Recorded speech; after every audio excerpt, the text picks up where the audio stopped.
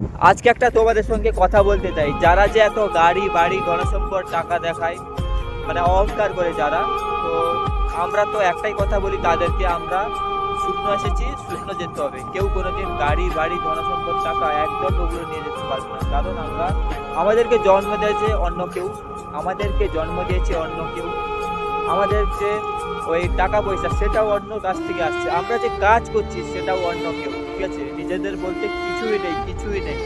তো আমাদেরকে ভালোভাবে থাকতে হবে, অহংকার না করে আমরা সবার সঙ্গে ভালোভাবে ব্যবহার করে লাইফটাকে সুন্দর করে আমরা এই পৃথিবী ছেড়ে চলে যেতে চাই। তো এটাই হলো আমার কথা। তো আমাদেরকে যে চিতাই যে বসাবে সেটাও অন্য কেউ।